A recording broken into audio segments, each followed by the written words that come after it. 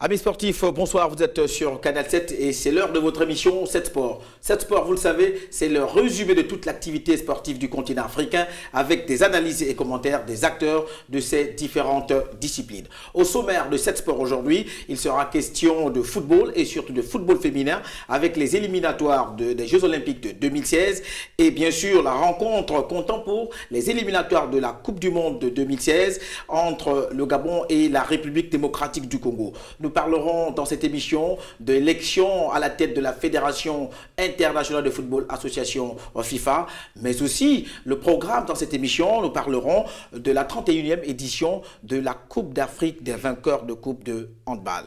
Sur ce plateau avec moi, Madame Nancy Mbazogué, qui elle est coach de l'équipe féminine gabonaise de moins de 20 ans. Bonsoir Madame. Bonsoir Monsieur. Mais aussi et surtout avec moi, comme d'habitude, Michel Jueyi du service des sports de Canal 7. Bonsoir Michel. Bonsoir Huit. Comment vas-tu Michel? Merveilleusement bien. Mais ça se voit. Merci. Nous allons donc commencer cette émission tout de suite avec la rencontre comptant pour les éliminatoires des Jeux Olympiques 2016, donc version féminine, entre le Gabon et l'Afrique du Sud. Match aller qui s'est joué à Libreville le week-end dernier. La formation sud-africaine est venue s'imposer 3 buts contre 2. On regarde ce reportage de Michel Jueyi et on se retrouve pour en parler. Les Baiana ont pris une bonne option pour la qualification au tour suivant des éliminatoires des Jeux Olympiques Rio 2016 en battant les Panthères du Gabon sur leurs propres installations au stade Monédan de Siban à Libreville au Gabon sur un score de 3-2. Les Sud-Africaines ont fini par avoir raison des Panthères alors qu'elles avaient pourtant ouvert le score au début de la première période à la 4e minute par le biais de Winnie Mapangu qui avait marqué sur le penalty accordé au Gabon. Bien que menées d'entrée de jeu, les Baiana ne vont pas se laisser faire. Bien au contraire, elles vont redoubler d'efforts et imposer un rythme de jeu rapide aux Gabonais avant de déstabiliser leur défense qui finira par devenir perméable car Seposenou Germaine finira par tromper la défense pour inscrire le but de l'égalisation de l'Afrique du Sud à la 27e minute. Comme si cela ne suffisait pas, suite à un manque de cohésion entre les joueuses gabonaises et de précision, il va se créer une cassure entre l'attaque et la défense. Le manque de maîtrise de jeu et la gestion du ballon des Panthères tournera donc à l'avantage des Sud-Africaines qui vont saisir cette opportunité pour mener les débats en allant marquer le deuxième but signé encore de Seposenou à la 36e minute. C'est donc sur un score de 2-1 que les deux formations sont renvoyées dans les vestiaires. En deuxième mi-temps, les Panthères du Gabon marquent à la 32e minute de la deuxième période grâce à Yogatou Louise après le but des Sud-Africaines refusé pour un hors-jeu à la 6e minute de cette deuxième période. Mais malheureusement, les Panthères n'auront pas le temps de savourer leur deuxième but car les Sud-Africaines finiront par les noyer en accélérant le processus. Le Gabon démontrera alors ses limites en accusant les signes de fatigue avant la fin du temps réglementaire et l'attaque relâchera progressivement. C'est ainsi que les Sud-Africaines feront la démonstration d'une équipe expérimentée en tuant le match avec le dernier et troisième but marqué à la 80e minute du match. Un score qui permet au staff technique de l'Afrique du Sud de préparer dans la sérénité le match retour. Voilà donc score final de cette rencontre allée des éliminatoires de la Coupe des JO 2016. Michel, une formation gabonaise qui s'est inclinée à domicile. On peut comprendre tout de suite que le football féminin gabonais va mal, s'il faut le préciser, parce qu'on connaît un tout petit peu les résultats des autres équipes féminines. Bien sûr, et tout de même, déjà chapeau à l'Afrique du Sud parce que c'est une équipe également qui a passé beaucoup de temps sans plus jouer, sans plus prendre part aux compétitions. Et voilà une formation féminine sud-africaine qui se remet sur le terrain et qui vient arracher cette victoire sur le territoire gabonais. Et on voit les Gabonaises qui sont complètement noyées parce qu'elles emmènent cette allure-là. Elles ont tout de même tenu tête à cette équipe. Oui, elles ont certes tenu tête, mais il y a eu trop de déchets enregistrés techniques. Il y a eu le plan offensif, le côté offensif qui était complètement perméable. On a vu cette attaque-là qui était totalement déstabilisée. Et du coup, il y a eu la cassure, il y a eu une sorte de cassure entre l'attaque et la défense. Et du coup, le milieu n'a pas joué le son milieu rôle. était complètement en déphasage. Alors, et l'Afrique du Sud a profité, voilà, à pouvoir faire la démonstration de son jeu, de son beau jeu, de son potentiel. oui. Et Il y c'est a comme eu ça. surtout C'est cette une victoire détermination méritée. Oui. de la part de l'équipe sud-africaine qui a fait la différence. 3 buts contre 2 ici à Libreville. Nous allons nous retourner, même si ce n'est pas pour l'instant à votre équipe, que ce n'est pas encore vous qui devez parler. Madame Nancy Bazogué, déjà, c'est le football féminin et les A se sont inclinés, c'est-à-dire en match aller contre les Banyana d'Afrique du Sud. Cela montre à suffisance que le football gabonais connaît d'énormes problèmes, même si on a vu une très bonne équipe gabonaise qui a eu des occasions de but, qui a marqué tout de même 2 buts, mais il y a eu des insuffisances et cela se répercute dans les divisions inférieures. Nous n'allons pas dire que notre football féminin a des problèmes. On va simplement encore rappeler que nous sommes en construction. Donc, on va certes donner un coup de chapeau à la formation de l'Afrique du Sud, tout en soulignant que c'est l'équipe vice-championne d'Afrique et le Gabon, depuis pratiquement 2002, qui a arrêté toute activité au niveau du football féminin. Quand on essaye de remettre en place ces équipes au niveau national, donc nous n'allons pas trop appuyer l'accent sur le résultat, mais sur la bonne prestation, la qualité des joueuses sur le terrain. Oui. C'est-à-dire qu'elles n'ont pas démérité. Oui, mais madame, excusez-moi, dites-moi, pourquoi ne pas mettre en place un championnat digne de ce nom qui ferait en sorte que le Gabon puisse avoir une équipe féminine digne de ce nom? Parce que jouer des matchs internationaux de ce niveau avec une équipe faite de briques et de brocs, au sorti peut-être d'une compétition qui aurait duré à 2 à 3 à 4 jours, n'est pas quelque chose de sérieux quand on sait qu'on va sur le plan international. Pour avoir ces différentes équipes nationales, nous avons également naturellement eu un championnat national. Sans championnat national, nous n'avons pas de détection. Donc c'est au sorti du championnat national à Tubanga qu'on a eu ces 2 formations, équipe nationale féminine A. On va parler de tournoi, madame. Du tout. C'est un tournoi, forcément, en une ou 2 semaines. Ce n'est pas peut-être aussi consistant pour faire en sorte que le Gabon puisse avoir une équipe digne de ce nom.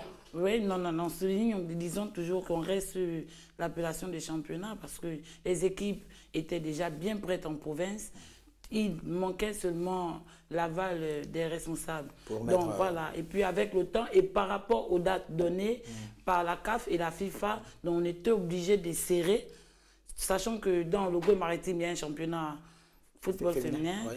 Dans le Goué Lolo, et puis on les a juste rassemblés pour sortir les équipes que vous avez vues en prestation. D'accord. Voilà. Nous allons donc poursuivre pour parler de l'autre rencontre, toujours sur le plan féminin. Et là, c'est une rencontre comptant pour les éliminatoires de la Coupe du Monde 2016 qui sera en Papouasie, Nouvelle-Guinée. Michel Zueyi était une nouvelle fois au stade de Monédan, de Siban. C'est une formation gabonaise qui jouait là son match retour. C'est une équipe, l'équipe féminine de moins de 20 ans, une équipe qui s'était inclinée à l'aller en République démocratique du Congo 0 but contre 5 et qui a donc reçu son homologue congolais ici à Libreville le week-end dernier à Monédan. Là encore, nouvelle défaite, Michel, 0 but contre 1.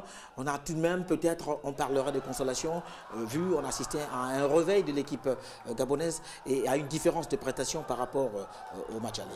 Oui, là, il y a eu une progression quand même de la part de la formation gabonaise parce qu'au Congo, elles avaient pris une raclée de 5 buts à 0. Donc je pense que le discours du coach a changé. Et cette fois, je pense qu'en abordant ce match, elles ne sont plus venues pour gagner, mais pour éviter les dégâts. Et surtout pour au moins sortir tête haute de cette double confrontation entre le Gabon et la République démocratique du Congo. Mais il faut ajouter quelque chose, Willy, c'est que cette équipe est en phase de reconstruction. Et en même temps, il y a ce slogan-là de formation qui règne dans cette formation gabonaise de moins de 20 ans. Je pense que dans 2 ans, elles sortiront un meilleur jeu.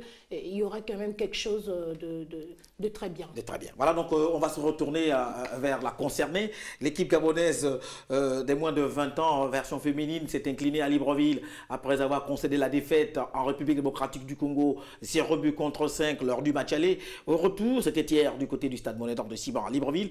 La défaite 0 buts contre 1 face à une équipe congolaise redoutable qui a montré sur l'ensemble de 2 rencontres qu'elle avait un bon niveau technique et que là, malgré le fait que le Gabon n'a encaissé qu'un seul but, on ne le prendra pas, on ne va pas le considérer ici comme une consolation, mais on a vu, madame, une formation gabonaise qui avait un autre visage, une autre façon de jouer. Que s'est-il passé entre les matchs aller et retour? Est-ce qu'il y a eu, on va dire, comme cette envie de pouvoir galvaniser les troupes pour faire en sorte que le Gabon puisse limiter les dégâts, comme disait Michel tout à l'heure? Merci encore. Lors du match aller à Kinshasa, première sortie pour ces jeunes filles, premier match international, un public vraiment qui a effectué le déplacement pour la formation de la RDC. La RDC, oui. Alors, on ne va pas excuser les enfants, mais complètement, des consignes ont été données. Arrivées sur le terrain, panique totale. Donc, elles ont essayé de jouer sans pourtant respecter les consignes. Et puis, donc, la surprise était là. Les 5 buts que nous avons pris tout en... Le staff technique, mes collègues et moi, on a reconnu, on a pêché. On a aussi essayé de voir comment l'équipe congolaise s'est comportée chez elle, comment elle a fait pour nous mettre vraiment les 5 buts. Nous sommes venus en une semaine essayer de venir fermer. Il faut encore souligner qu'elles nous ont pris avec des duels aériens. Elles ont compris qu'on n'avait pas de taille. Donc quand elles balançaient, l'autre partait. Et puis bon, les enfants sont restés comme elles sont restés. Il y avait quand même une grosse différence de gabarit entre les joueuses des équipes. Déjà. Donc physiquement, on a senti que les joueuses de la République démocratique du Congo étaient plus aguerries, plus solides. En place. Elle était en place, ouais. Alors que au sein de l'équipe gabonaise, on a compris et on a vu qu'il y avait encore beaucoup à faire sur le plan physique aussi.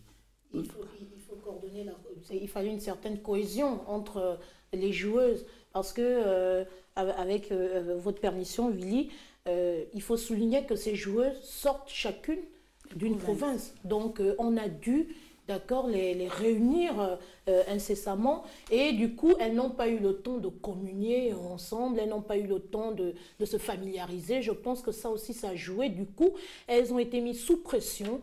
C'est la première fois qu'elles sont face à un public de Tata Raphaël. Donc du coup, elles étaient sous pression et 45, plus de 45 000 places. Voilà. Donc aujourd'hui, je pense que c'est un baptême de feu qu'elles ont reçu et que maintenant, il appartient au staff technique, au coach de pouvoir remettre les choses dans l'ordre. Oui, coach, maintenant on a tiré les enseignements de ces 2 confrontations, en aller-retour.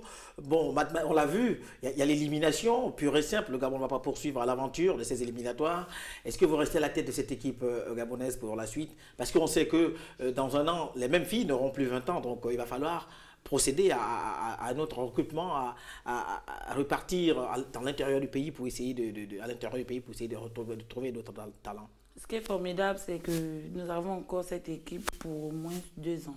Parce que quand on parle de U20, c'est moins de 20 ans. Donc nous, on a des petites qui démarrent qui sont âgées de 15 à 19 ans. Donc celles qui vont sortir, c'est-à-dire c'est 23 en regroupement, on ne va pas complètement perdre l'équipe. Bon, en restant pour la tête de l'équipe, c'est la direction technique nationale qui nomme les entraîneurs que nous sommes. Donc, lorsqu'on parle d'équipe nationale, si vous êtes appelé, vous trouvez un travail que les autres ont déjà fait, vous poursuivez. Mais l'idéal voudrait qu'on remette les entraîneurs qui ont commencé le boulot pour achever les enfants jusqu'à la fin de... Il y a aussi cette espèce de complicité voilà. Entre l'entraîneur et les joueuses. Parce qu'il faut quand même comprendre qu'elles ont besoin de voir un même visage tout le temps pour... c'est les enfants. C'est comme on peut prendre l'exemple à dire qu'on ne va pas éduquer nos enfants à la maison avec beaucoup de papas. Pour nous, les mamans, si on a présenté un, il faut qu'on reste avec la personne afin que l'enfant sache que c'est sérieux, ce qu'on fait là est vraiment sérieux. Et en même temps, on va dire que pour les résultats concernant un pays, on ne va pas dans les sentiments et que le résultat est impératif. Ouais. Donc on comprendrait et on dirait ici que l'équipe gabonaise va repartir sur de nouvelles bases. Nous allons d'ailleurs écouter Madame Bérangère Mina. Elle est la présidente de la commission du football féminin au Gabon. Elle a donné son avis au sortir de cette rencontre. Pour moi, ce n'est pas une défaite. La dernière fois, je parlais d'une progression. On ne peut pas mettre un enfant au monde un lundi. Mardi, vous lui demandez de marcher. Et mercredi, il faut qu'il aille à l'école. Le jour d'après, on lui demande de se présenter aux différents examens. Donc, c'est une progression. Et la Fédération gabonaise de football est en train de mettre sur pied une politique qui doit être pérenne et nous allons continuer à travailler. Voilà, nous allons continuer à travailler. Parole de Madame Bérangère Mina, présidente de la commission du football féminin au Gabon. On a fait le tour de ces deux rencontres. Le Gabon éliminé, il y a encore une chance en ce qui concerne les A pour le match retour. Ce sera à Johannesburg dans une semaine et on espère bien que l'équipe gabonaise va aller accrocher ou encore faire un résultat positif parce que dans ces conditions, il suffira seulement à cette formation gabonaise de marquer un but ou deux pour pouvoir poursuivre l'aventure dans ces éliminatoires. On a quasiment bouclé, peut-être dire merci à Madame Nancy Mbazogué, coach de l'équipe des U20 en version féminine. Peut-être on prend un rendez-vous pour très prochainement pour de nouvelles aventures à la tête de l'équipe gabonaise. Merci, monsieur. Alors tout le plaisir est le mien et on espère vous retrouver ici très prochainement quand le Gabon va accéder peut-être à la finale de la Coupe du Monde des moins de 20 ans. On espère bien.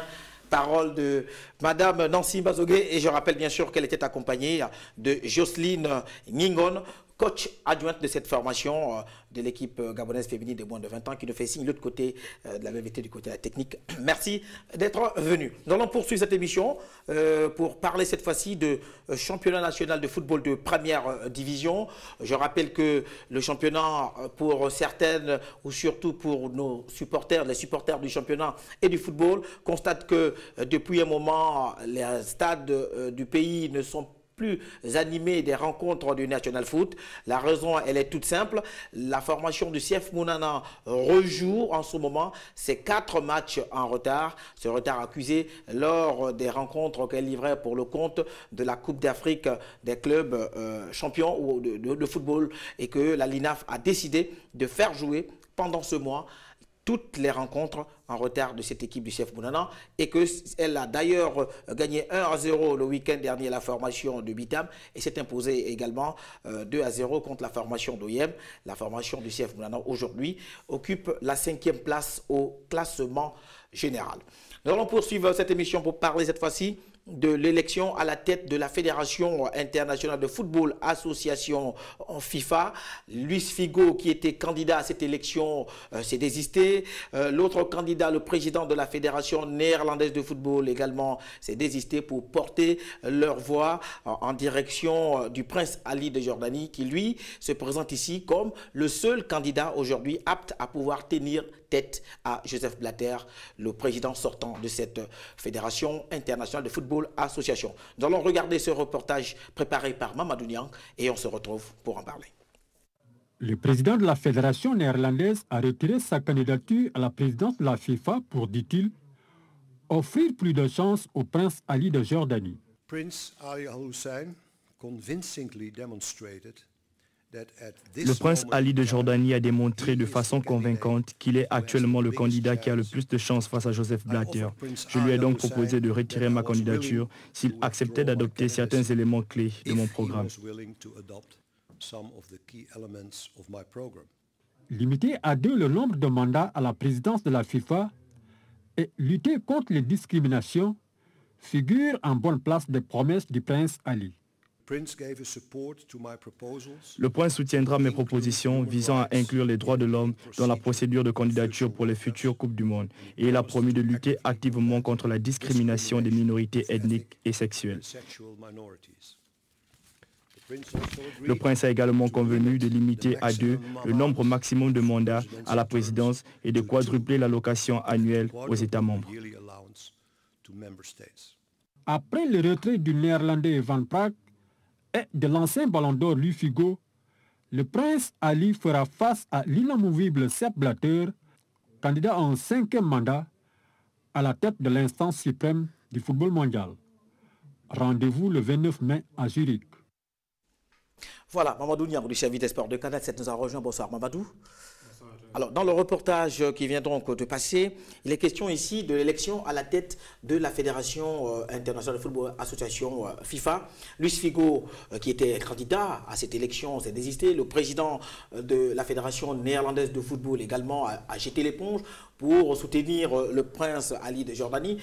Aujourd'hui, est-ce qu'on peut penser que Figo et bien sûr le président de la Fédération néerlandaise de football apportent leur soutien et que cela peut basculer en faveur du prince Ali de Jordanie? Il s'ajoute un peu le soutien de taille de Michel Platini qui a officialisé son soutien ce matin pour le prince Ali. Mais je ne pense pas que le président de la Fédération néerlandaise, M. Praag, et Luis Figo puissent se pencher vraiment en faveur du prince Ali dans le vote qui va avoir lieu le 29 mai prochain. D'autant plus que Sepp Blatter est quelqu'un du CRA. Il est là depuis... Il va se présenter pour la 5e fois consécutive. Il a déjà son équipe. Et vous savez qu'au au sein de la FIFA et des grandes instances sportives mondiales, c'est souvent de lobbying. C'est souvent, quand on est bien installé, il est très difficile de déboussoler quelqu'un. Mais est-ce qu'on peut penser que c'est plié et que Blatter va s'imposer? Alors c'est plié parce que même en dehors de ces candidats du prince Ali, même si on lui reconnaît par exemple comme Michel Platini certaines qualités, parce que Michel Platini disait qu'il est le seul à pouvoir... en fait, il a des qualités quand même pour devenir un très grand président de la FIFA. Il reste quand même entendu que Sepp Blatter est quand même un monument du football mondial, compte tenu de tout ce qu'il a pu faire pour le développement du football, aussi bien en Europe qu'en Afrique. Et ensuite, Michel Platini lui-même, il était candidat, il était pressenti candidat. Mais quand il a vu qu'il ne pouvait pas s'opposer à Sepp Blatter, il s'est retiré tranquillement pour maintenant mettre en avant quelqu'un d'autre. On ne va pas le prince Ali, quelles que soient ses qualités, prendre la place...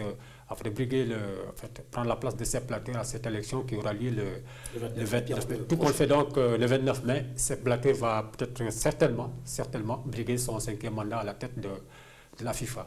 Et puis bien sûr s'imposer au cours de cette élection, Mamadou. Une autre polémique, bien sûr, c'est concernant le mondial 2022 au Qatar. La Commission européenne, Mamadou, conteste l'élection. Il est question de passer un nouveau vote et qu'aujourd'hui, les responsables qataris qui vont donc organiser la Coupe du Monde 2022, eux, se disent confiants et déjà que ce genre de polémique, pour eux, c'est passé, c'est derrière.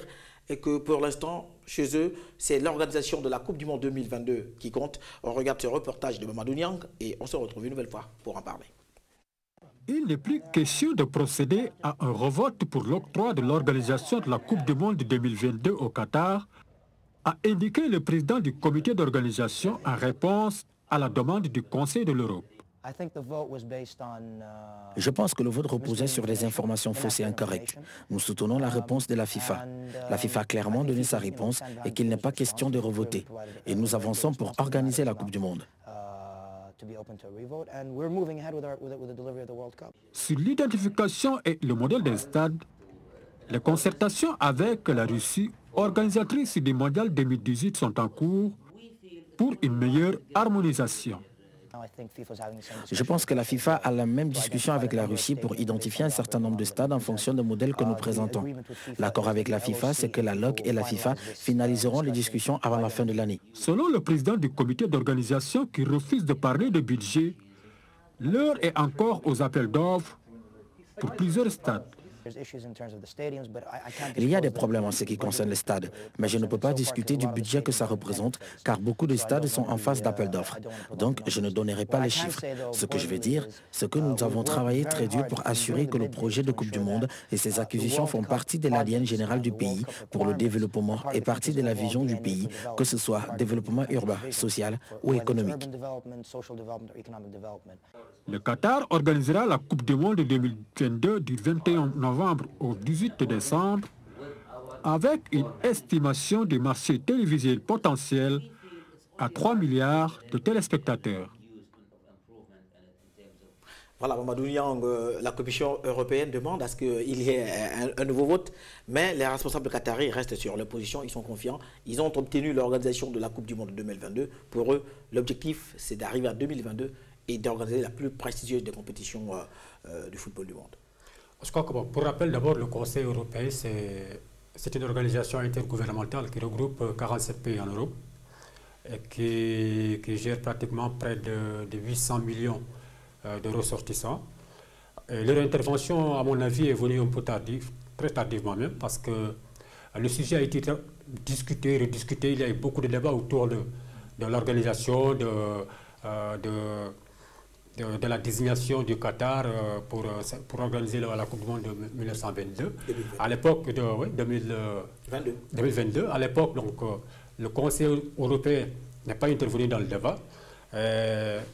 Comme a dit également le président du comité d'organisation, il a parfaitement raison qu'actuellement, l'heure n'est plus au revote, parce qu'on en a déjà parlé, et puis la date même du prochain mondial de 2022 a été prise, ça va se dérouler en hiver, donc il a parfaitement raison, ce n'est plus d'actualité. Le Qatar est concentré sur l'organisation. Voilà, ils sont concentrés sur l'organisation, ils ont pris les villes qui vont organiser, il y a peut-être les ouvriers qui sont sur le terrain, et puis les infrastructures sont en train de pousser. Il n'est plus question de reparler de cette organisation. Il est question maintenant de voir est-ce qu'il faut organiser en hiver ou bien en été. Pratiquement, je pense qu'ils ont fini par retenir la date d'organiser la compétition en hiver. Donc je pense que le Conseil européen, même s'ils ont raison quelque part, même s'ils ont peut-être cet avis, ils devaient quand même le dire. Maintenant, rapidement, Mamadou, qu'est-ce qui a motivé le Conseil européen à pouvoir contester un tout petit peu l'attribution de cette Coupe du Monde 2022 au Qatar? Non, vous savez qu'il y a eu beaucoup de contestations autour de cette Coupe du Monde parce que certains ont dit que ça ne s'est pas passé dans les règles de l'art. Il y a eu beaucoup de lobbying autour de cette organisation. Et ensuite, il y a d'autres, par exemple, qui parlent des questions de corruption pour la désignation du Qatar. Ensuite, il y a également, sur le côté humain, humanitaire, on dit que le Qatar ne respecte pas pratiquement les clauses humanitaires. Et puis, bon, c'est un pays vraiment qui ne respecte pas les droits de l'homme. Donc, il y a toutes ces choses-là qui entrent en jeu, qui font qu'il y a encore des contestations. Mais à l'arrivée, je pense que c'est déjà bouclé et que le Qatar va organiser cette Coupe du Monde. Le Qatar va organiser la Coupe du Monde 2022. Nous allons poursuivre cette émission pour parler cette fois-ci des différents vainqueurs des championnats européens. En France, déjà, on sait, le Paris Saint-Germain s'est imposé. En Italie, c'est la Juventus Paris qui s'impose pour la 3e fois de suite et qui, là, s'adjuge le 5e titre de son histoire de champion de France. C'est une très belle chose pour Laurent Blanc, Mamadou, et qui va retrouver la Ligue des Champions l'année prochaine. Une très belle chose pour Laurent Blanc, pour le Paris Saint-Germain, et puis pour les investisseurs également, qui voient un peu, même si le Paris Saint-Germain n'a pas réussi à atteindre l'objectif en Ligue des Champions, l'objectif était d'arriver au minimum en demi-finale. Ils sont arrêtés pour la 3e fois en quart de finale, mais sur le plan national, pratiquement, c'est une équipe qui a tout gagné et qui en passe peut-être de réussir le doublé, le triplé même, avec la prochaine Coupe de France qu'ils vont disputer contre Auxerre. Je pense donc que c'est une saison réussie pour Laurent Blanc. Et en Italie, la Juventus s'impose? En Italie, la Juventus s'impose pour la 4e fois, tout comme le Barça qui s'impose en Espagne, et puis le Bayern de Munich qui s'impose en Allemagne. La particularité de ces équipes, c'est de s'être imposées avant le terme, avant la dernière journée. Toutes les équipes ont réussi à remporter le championnat à 2, 3 ou 4 journées avant la fin de l'épreuve. C'est un peu la particularité de tous ces champions de cette année. Et donc l'année prochaine, bien sûr, on va repartir sur une Ligue des champions, mais riche en émotions et en rebondissements quand on constate que les mêmes sont revenus, se sont imposés. Donc Paris en France, Chelsea en Angleterre, le Bayern de Munich en Allemagne et bien sûr la Juventus de Turin en Italie. Nous allons poursuivre cette émission pour parler cette fois-ci de handball. Donc c'est la deuxième partie de cette émission, parler de la 31e édition de la Coupe d'Afrique des vainqueurs de Coupe de handball. C'est une compétition qui s'est achevée ce week-end au Prytanée militaire de Libreville, la capitale gabonaise. Et déjà, on a vu une finale entre l'Espérance de Tunis et El Ali chez les hommes. Victoire de l'Espérance de Tunis 27-26 face à une grosse équipe de El Ali. Michel Vieilly était du côté du Prytanée militaire pour regarder pour nous, le compte de Canal, cette rencontre. C'est une équipe de l'Espérance qui s'est imposée, on va dire, à l'arraché, 27 face à 26 devant l'équipe de Al-Ali. Très belle rencontre, Michel. Bien sûr, Willy, très belle rencontre, mais une rencontre assez tensionnée parce que vraiment, ça a été une véritable bataille entre les deux grandes nations, les deux grandes formations. Les gros poids lourds, en ce qui concerne le handball en Afrique. Deux gros poids lourds, donc c'était pas de moindre, c'était vraiment une finale. Et donc, au sorti de là, on félicite l'Espérance de Tunis. Et l'Égypte non plus n'a pas démérité parce que l'Égypte a perdu d'un point seulement. Sur un détail. Quasiment à la fin, comme on dit, à quelques secondes de la fin de la rencontre. Nous pensions même aller aux prolongations. Mais bon, ça veut tout simplement dire que cette équipe n'a pas démérité et que du coup, malgré sa défaite, elle reste tout de même une équipe qui va jouer et qui continue à jouer les premiers rôles du basket africain. En ce qui concerne les hommes, donc l'Espérance de Tunis s'est imposée à 27-26 devant El Ali d'Égypte. Chez les dames, le Primeiro d'Agosto d'Angola s'est imposé devant l'Africa Sport. Là encore, Mamadou, très belle rencontre entre deux équipes féminines qui se sont hissées à la force du poignet jusqu'au niveau de la finale. Et derrière, c'est justement le Primeiro d'Agosto d'Angola qui a fait la différence. Bon, disons que dans cette finale, le Primeiro était favori quand même. C'est une très grosse équipe, une très grosse cylindrée du handball africain. Comme vous le savez, l'Angola pratiquement domine l'handball africain chez les dames. Si ce n'est pas le Petro, c'est le Primeiro. Et contre Africa Sport, c'était 36-22. C'est-à-dire qu'il y avait un gros écart de niveau entre les deux équipes. L'Africa Sport a dominé le handball africain dans les années 90. Ils ont été pratiquement 9 fois champions d'Afrique.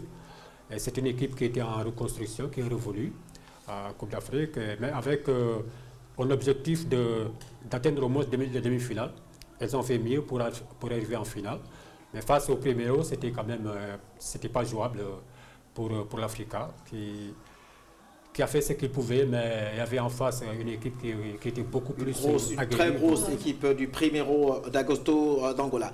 Nicolas Sélé, qui elle est la présidente de la Fédération gabonaise de handball. Alors, elle a donc dit quelque chose au sortir de la prestation des équipes gabonaises de cette compétition. Des équipes gabonaises qui, à l'instar du Stade Bandji, sont arrivés au niveau des demi-finales et ils sont inclinés. Nicolas Sélé ici fait le bilan des équipes gabonaises. On regarde d'abord ce reportage préparé par Michel Vieilly et on se retrouve tout de suite. Après la sortie des 3 clubs gabonais dans le cadre de la 31e édition du championnat d'Afrique des clubs vainqueurs de Coupe de handball, un bilan de la prestation de ces équipes a été dressé par la Fédération gabonaise de handball.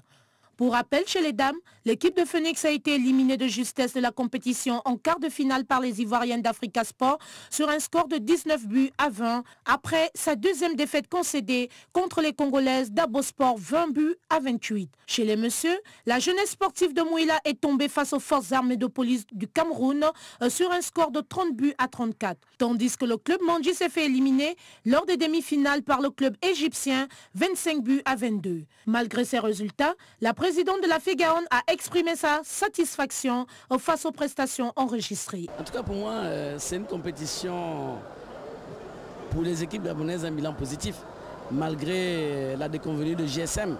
Il faut comprendre que GSM, c'est une jeune équipe, puisque la Confédération permet de faire 2 renforts. On a eu le renfort de Yannick, c'est vrai, mais GSM est une jeune équipe. Elle a raté sa compétition, l'expérience a joué, c'est un peu ça. Mais je pense que Stade Mandi a fait une grande compétition. Parce que Stade Mandi s'est toujours arrêté en quart de finale dans les compétitions africaines.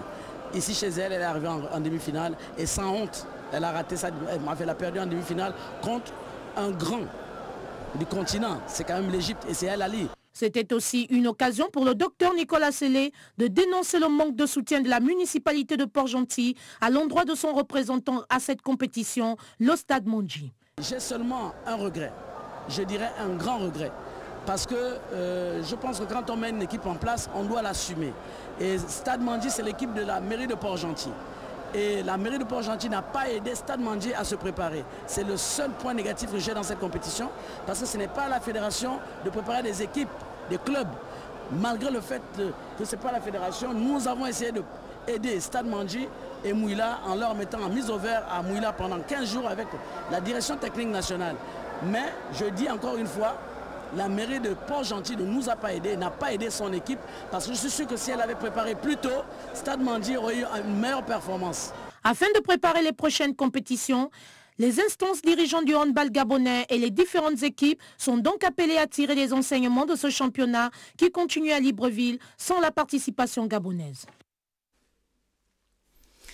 Voilà, Michel Zueyi, je crois que, comme vous le disiez tout à l'heure, on a joué les finales de ce championnat d'Afrique de handball, la 31e édition du championnat d'Afrique de handball. Aujourd'hui, qu'est-ce qu'on peut dire? En définitive, les équipes gabonaises ont fait, on va dire, peut-être pas des mauvaises prestations, à l'instar du Stade Mandi qui a quand même atteint les demi-finales. Est-ce que le basketball gabonais est en nette progression? Le basketball est un niveau... Le hand, allais-je dire. Merci, merci Mamadou. Le hand, allais-je dire, est arrivé à un stade très élevé. Le niveau de jeu est très relevé. Vous savez, en ce qui concerne le Stade Mandi a surpris tout un peu. Parce que de bout en bout, depuis le début de la compétition, le Stade Mandi a procédé à des très belles prestations. Et on a vu comment ce club s'est battu avec acharnement pour en arriver là, pour atteindre cette phase, franchir cette étape de demi-finale. C'est la même chose avec Phoenix. Dames, les femmes se sont battues comme elles ont pu parce qu'elles n'ont pas eu affaire à des équipes de moyenne. Prenez le cas de l'Égypte. L'Égypte a affronté le Stade Mandi. Le club Stade Mandi n'est pas encore arrivé au niveau de l'Égypte. En ce qui concerne le palmarès de l'Égypte, vous avez le championnat d'Égypte où l'Égypte a remporté 13 fois, j'ai dit ce club Al Ahly a remporté et sorti 13 fois vainqueur évidemment du championnat d'Égypte de handball, 3 fois à la Coupe d'Égypte de handball et puis une fois la Super Coupe. S'il faut se référer la Ligue de handball, la Ligue des champions d'Afrique 4 fois, vous voyez que le palmarès est lourd. Et c'est un poids lourd, c'est une grosse machine. Stade Mandi, je dirais même, a sauvé l'honneur du pays. Stade Mandi a valablement représenté le Gabon. Donc, du coup, ce n'est pas un bilan négatif, c'est un bilan positif. Et chapeau à cette équipe, à cette formation, à ce club. Mais, comme vous-même vous l'avez suivi, à l'avenir, il faudrait une implication des dirigeants, il faut une implication, ce n'est pas seulement une affaire de la Fédération gabonaise de handball, c'est une affaire de tout le monde, c'est une affaire de tout un peuple. Donc il faut une forte implication, il faut un soutien moral, un soutien financier, tant des entreprises ou, je ne sais pas, comme le disait tantôt Madame la Présidente, de la mairie de Port-Gentil. Qui n'a pas apporté son soutien à la formation du Stade Mandi. C'est déplorable parce que c'est l'honneur de tout un pays qui était en jeu. Donc, voilà, c'est une très belle prestation, c'est bien. Je pense que le handball a de l'avenir. Au Gabon, bien sûr. Au Gabon. Parce qu'en Afrique ou encore au Maghreb... Oui, je vais parler des clubs gabonais. Voilà, donc on peut espérer Et je pense que la prochaine fois, ça va aller, on va propulser, les clubs gabonais vont propulser. Pour atteindre des niveaux, mais surtout peut-être gagner même une Coupe d'Afrique. Mais bien sûr, Willy. Nous allons écouter cette fois-ci Monsieur Blaise Louembé, président, le ministre des Sports du Gabon, et Monsieur Aremou Mansourou, le président de la Confédération africaine de handball, au sortir de cette compétition. Nous sommes un pays de sport, il faut savoir perdre, il faut savoir gagner, et je crois que le sport à gagner, c'est le plus essentiel. C'est une victoire. Je crois que venant d'une équipe de l'intérieur du pays, je crois que c'était plutôt une bonne prestation. Et la Fédération gabonaise de handball, pour tout ce qui a été mis en œuvre pour rendre, je dirais, le séjour agréable aux différentes délégations. Je pense que c'est ces conditions réunies qui ont permis aux sportifs de nous offrir de très beaux spectacles. Vous partagerez avec moi, n'est-ce pas, ce à quoi nous avons assisté aujourd'hui. Je crois que c'est l'apothéose. Je me dois de saisir l'occasion pour féliciter les équipes qui ont pris le trophée, mais également ces équipes qui ont permis à ces équipes vainqueurs d'avoir ce statut. Je pense que ce qui est important, c'est que nous avons pu réunir les jeunesses africaines de différents pays et qui ont communié et qui évidemment ont vibré, n'est-ce pas, au son du handball africain. Voilà, on a entendu tour à tour M. Blaise Louembé, ministre des Sports du Gabon, et M. Mansourou Aremou, président de la Confédération africaine de handball. Et pour revenir bien sûr sur ce que disait Michel tout à l'heure, le ministre des Sports du Gabon a réagi en fonction de la performance ou de la prestation de l'équipe du Stade Bandji. Et là, il a précisé que pour une équipe qui vient de l'intérieur, c'est un très bon résultat. C'est un coup de maître. Pas forcément un coup de maître, Michel, mais très bon résultat. Oui, un coup de maître pour Stade Bandji par rapport à la grosse pointure qu'il a dû affronter, El Ali d'Égypte, qui se fait éliminer par la suite par Espérance de Tunis. Par l'Espérance de Tunis, voilà. En finale, bien sûr. Et oui, je voulais ajouter quelque chose, même en termes organisationnels. Félicitations également à la Fédération gabonaise de handball, parce que ce n'était pas une organisation de moindre, c'est un championnat d'Afrique qui a réuni 10 pays, 22 clubs champions, disons 10 dames et 12 hommes. Plus de 500 athlètes et dirigeants étaient dans nos murs, et il y avait une cinquantaine d'officiels de la CAB, y compris les compétitions qui se jouaient entre deux stades, le Britannique et Olumi. Il fallait coordonner tout cela pendant 10 jours, mais je vous assure qu'il n'y a pas eu d'incident enregistré. Tout s'est passé, je dirais pas, c'est vrai qu'aucune œuvre humaine n'est parfaite, mais vraiment, en termes organisationnels, ça a été une réussite. Une très belle réussite, d'abord, il faut le préciser. Mamadou Niang, on a fini avec le handball. Le Gabon a abrité cette 31e édition de la Coupe d'Afrique des vainqueurs de coupe. Qu'est-ce qu'on peut aujourd'hui? Quels sont les enseignements qu'on peut en tirer? Surtout qu'on sait que Mansourou Aremou, le président de la CAB, était présent et qu'il s'est félicité de l'organisation et surtout de la prestation des différentes équipes africaines. Bon, je crois qu'il faut tirer les enseignements d'abord que la réussite. Le Gabon a réussi le pari de l'organisation. Le deuxième enseignement, c'est la domination du Maghreb dans le handball masculin. On voit qu'il y avait 3 clubs sur le podium, 3 clubs du Maghreb. La domination de l'Angola, c'est les femmes, c'est les dames. Et aussi la prestation, l'arrivée un peu des équipes féminines de l'Afrique subsaharienne qui arrivent. Le deuxième ou le troisième enseignement, c'est un peu la différence, le travail que les équipes de l'Afrique du Sud du Sahara doivent accomplir encore pour arriver à la hauteur des équipes du Maghreb, qui sont pratiquement des équipes professionnelles, et les équipes angolaises aussi. Je pense qu'il faut, si les équipes continuent à travailler, si par exemple comme au Gabon, on continue à travailler, il faut féliciter également Phoenix qui a été quart de finaliste.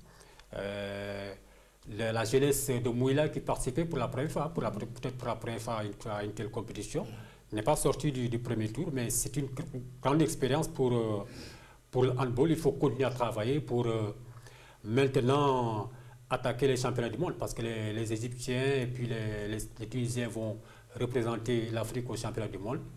Et le championnat du monde, c'est également une autre paire de manches. Mais chapeau à toutes ces équipes qui ont participé, chapeau à l'organisation.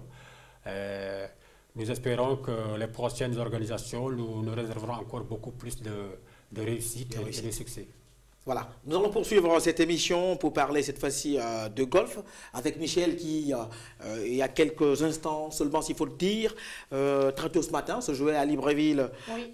Michel, la 32e édition de l'Open de Libreville. Oui, bien sûr, c'est une compétition qui a débuté depuis le 22 mai dernier et qui va s'achever aujourd'hui, 25 mai, dans le cadre évidemment des demi-finales.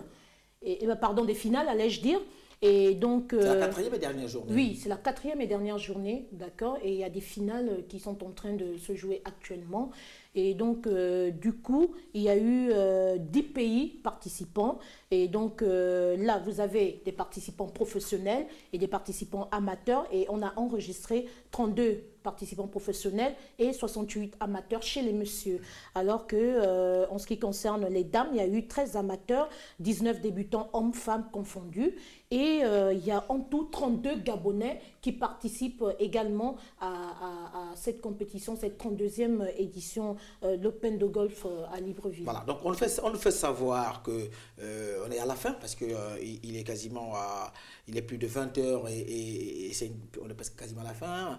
La rencontre, les matchs sont joués. On aura peut-être à préciser à nos téléspectateurs qu'ils auront les résultats définitifs de la semaine prochaine. La semaine prochaine au cours de l'émission. Tout simplement parce que les finales continuent de se jouer jusqu'alors et que c'est au terme justement on va comptabiliser, d'accord, tous les points depuis la première journée, des 3 premières journées, ajoutés à celui autant pour moi au point de la 4e journée. Donc on va compiler les 4 journées, on va calculer le nombre total de points pour pouvoir détecter le champion de la 32e édition d'Open de Libreville. Voilà, nous allons écouter pour la circonstance Madame Poncet.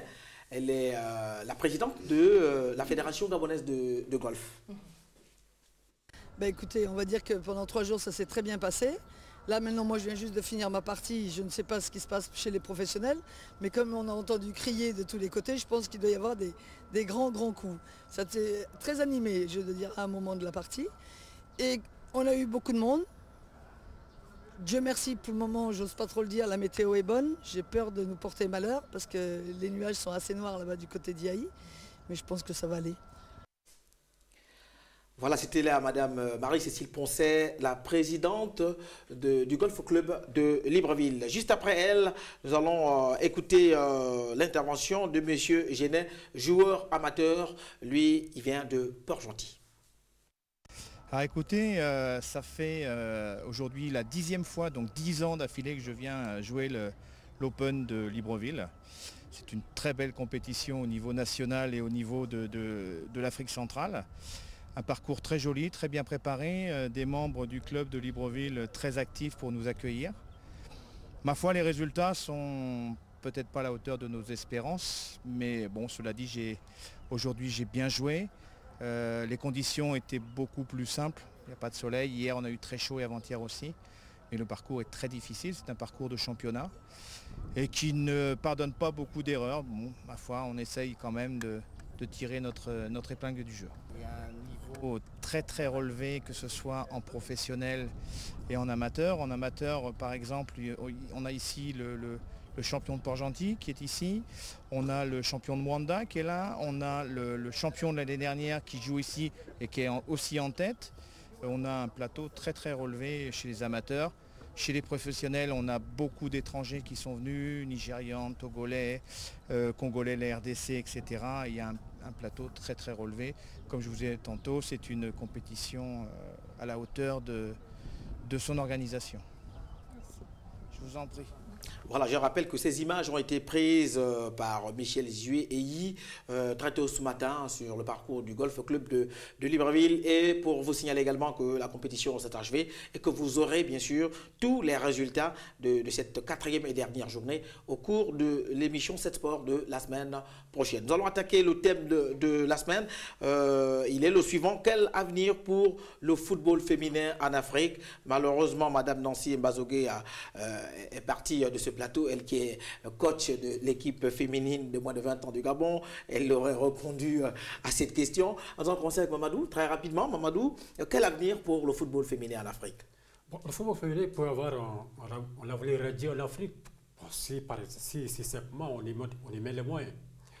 Il fut un temps où le Nigeria pratiquement avait atteint les demi-finales, les quarts de finale du championnat du monde ou bien aux Jeux Olympiques.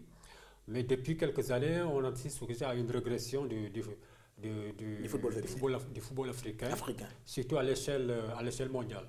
Là où les autres équipes européennes, par exemple, progressent à grands pas. Donc il faut continuer à travailler. Si on continue à travailler, on met les moyens, on continue à se confronter aux nations les plus compétitives du monde. Sans doute que le football africain féminin africain pourrait avoir un avenir radieux à l'avenir. Et rivaliser avec rivaliser peut-être d'ici 15 ou 20 ans, mais présentement, il n'a pas encore... Mais c'est trop. Mais 15-20 ans, c'est trop. Pour quand même... 5 ans, c'est mieux 10 ans? Non, 5 ans, peut-être 10 ans ou 15 ans. C'est trop court. 10 ans ou 15 ans pour rivaliser avec les autres. Donc ici, il faut exprimer l'écart ou le fossé qui existe entre le football africain féminin Il y a un grand fossé entre le football africain pratiquement actuellement et le football féminin africain, mais c'est comme le football africain chez les hommes aussi. Donc il faut continuer à travailler. Oui, mais les équipes africaines ont réussi quand même à gagner les Jeux Olympiques, ça il faut le préciser. Donc, le Cameroun, le Nigeria ont gagné les Jeux Olympiques. Donc il faut attendre 15 ans, 20 ans. Mamadou. Il faut attendre 15 ans, 20 ans pour voir le football féminin africain titiller un peu le football européen. Voilà, cette émission est terminée. Merci de nous avoir regardés. Je rappelle bien sûr que nous avons eu un message sur la page Facebook de l'émission. Fabrice Ngoukou nous salue et demande surtout à ce qu'il y ait également les images du championnat de 2e division au Gabon. La réponse lui sera donc donnée très prochainement et que rappeler à notre ami Fabrice que nous avons pris note et rappeler aussi que sans vous, nous ne sommes rien. Michel, merci. Merci Willy. On se retrouve la semaine prochaine. À la même heure.